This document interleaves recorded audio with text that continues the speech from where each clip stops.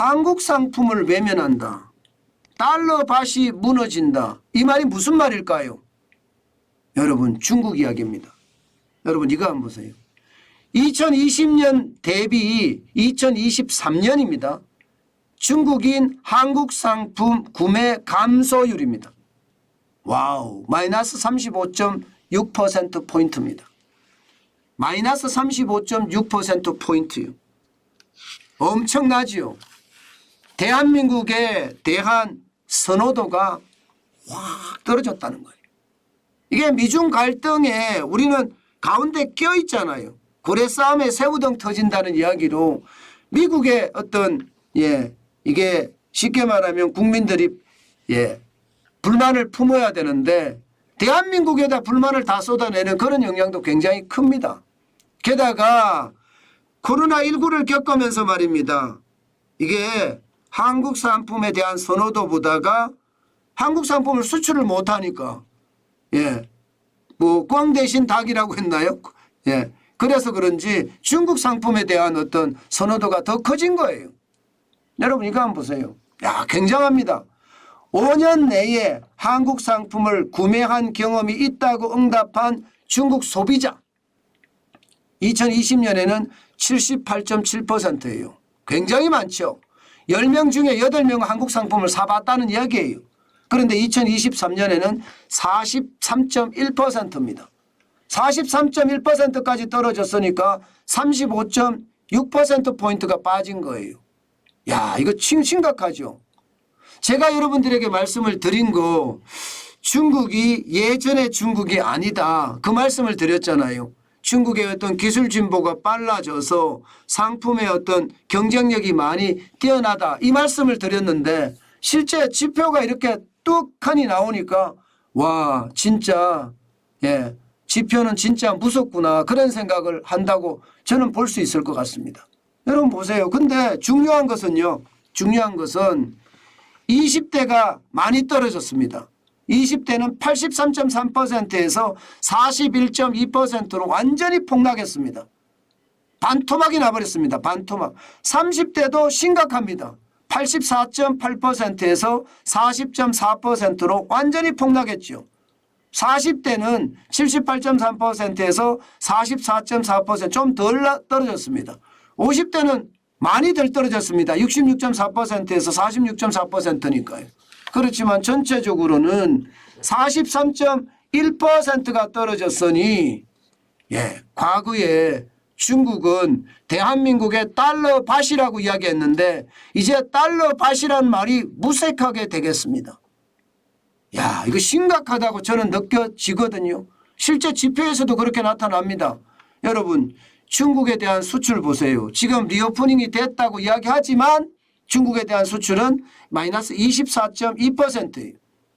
지금 보시다시피 미국은 16.6%가 늘어나고요. 유럽연합은 13.2%, 인도도 11%, 중동도 20.2%가 늘어납니다. 그런데 중국은 24.2%고요. 아세안은 16.1%가 줄어들고 있습니다. 일본이야 뭐 2018년, 2019년 이게 뭐 지난 정부에서 워낙 강하게 뭐 친일하면서 반일 극일을 만들어 놔서 이게 마이너스 4.9%까지 계속 지속적으로 떨어지고 있는 것 맞습니다. 중요한 것은요. 중국이 워낙 많이 떨어진다는 거예요. 우리 수출의 거의 30%, 홍콩까지 포함하면 30% 가까이 되거든요. 30% 넘지는 않습니다. 중국으로 직접 수출하는 게 한 3%에서 많게는 24%까지도 가고요. 홍콩을 통해서 우회 수출하는 게 4%에서 5% 정도 되니까 30% 정도는 안 되지만 30%에 육박하잖아요. 그런데 중국에 대한 수출이 줄어드는 것. 이것은 중국 소비자들이 이미 한국 상품에 대한 어떤 상황이 나빠졌다는 이야기예요. 선호도가 떨어졌다는 이야기예요. 중국 제품의 경쟁력이 더 올라갔다는 이야기입니다. 물론 말입니다. 이제 중국 관광객이 한국을 방문하면 알 수 있습니다. 다시 한번 중국은 통제국가니까 이게 한국 상품에 대한 불매운동도 많이 일어나고 미중 갈등 속에 한국이 새우등 터졌다는 이야기 제가 말씀드렸죠. 아마 그 상황이 계속 지금도 되고 있기 때문이다. 이렇게는 이야기할 수 있을지도 모르겠습니다. 신락 같은 희망은 있을 수 있다고 생각해요. 와보면 다르거든요. 한국을 와보면 다르니까 신락 같은 희망은 있다고 하지만 분명히 지금 줄어드는 것은 사실이고요. 지금 실질적으로 말입니다. 중국의 어떤 대중 무역 수지를 보면 적자 투성이에요. 이제는 달러밭이라고 이야기하기 쉽지 않습니다. 2020년 기준으로 대중 무역 수지가 12억 5천만 달러밖에 안 됩니다. 뭐 200억 달러, 300억 달러 흑자를 낸 게 아니에요. 이제는 오히려 말입니다. 이대로 가다가는 중국으로부터 수입하는 물량이 더 커져서 원래는 대중 무역 수지가 적자가 날 가능성이 굉장히 큽니다. 오히려 이제 한국이 중국의 달러밭이 된다. 뭐 이렇게까지 이야기할 수가 있는 것 같습니다. 왜냐하면 1월에 보세요. 1월에 이미 대중 무역 수지는 39억 7천만 달러의 적자였습니다. 2월에는 11억 4천만 달러의 적자입니다. 올해만 50억 8천만 달러의 적자를 기록하고 있습니다. 이렇게 이 상태로 계속 간다면요. 적어도 100억 달러 이상의 적자가 날 가능성도 굉장히 높다. 이렇게 이야기할 수가 있을 것 같습니다. 여러분, 옛날처럼 말입니다. 중국은요. 이제 대한민국의 달러밭은 아닙니다. 아마도 우리가 달러밭이 되려고 한다면 굉장히 노력을 해야 될 거예요. 기본적으로 말입니다.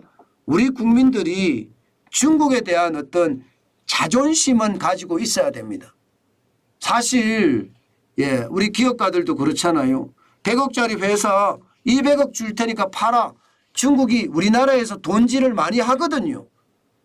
실제 그렇게 해서 기업들이 팔려나가는 경우가 굉장히 많습니다. 바로 이런 부분에서 우리는 자존을 좀 가져가야 되는 것 아닐까. 그래야만 우리의 기술이 보호가 되고요.